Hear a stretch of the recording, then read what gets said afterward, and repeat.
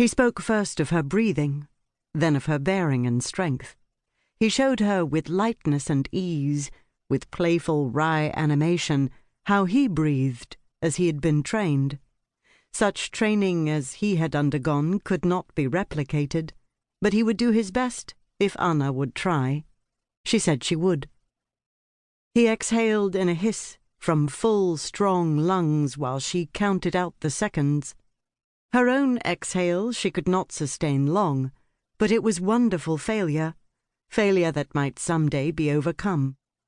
He demonstrated for her, too, the messa di voce, the placement of the voice, in which he sang a single note from softest to loudest and back again, and touched, along the way, all the gradations of loudness and softness between.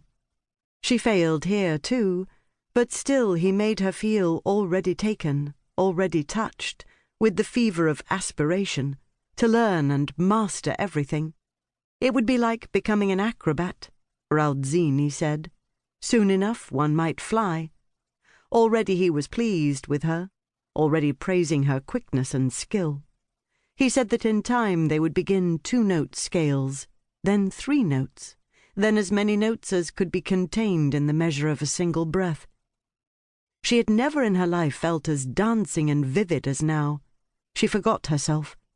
He did not sing much, but when he did, the sound went all around her and through her body. It was as though her soul became huge with life and joy, and she could not believe that she had been so nervous, nor that she had not been more. The year was 1776. Her name was Anna Selina Storace. She was 11 years old. She could play harp and guitar and sing anything by sight.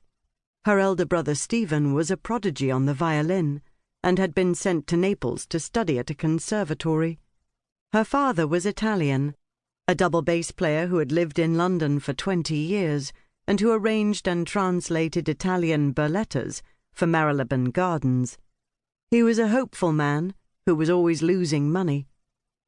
His unhappy wife, born Elizabeth Trussler, was the daughter of the proprietor at Marylebone, a pleasure resort just outside of London, not as plush or posh as Vauxhall or Ranelagh, but characterized by the Trusslers' simple rustic food, fruit tarts from their own gardens, and cheesecakes, cream and butter from the sleek dairy cows that lowed and grazed in the lawns behind the theatre.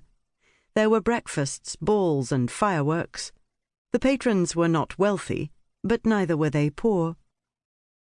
Anna had sung and danced in her father's burlettas at Marylebone for as long as she could remember. She was a lively, clever child who wanted only to be pleasing to everybody. Her eyes were large and dark and mutable, and seemed to express more depth of feeling and quickness of mind than were found in many an adult. Her thick black-brown curls made Mrs. Storace despair that she would be taken for a gypsy. Her stature was small and neat, and she carried herself gracefully, after her mother, who in times of greater prosperity had a French dancing master.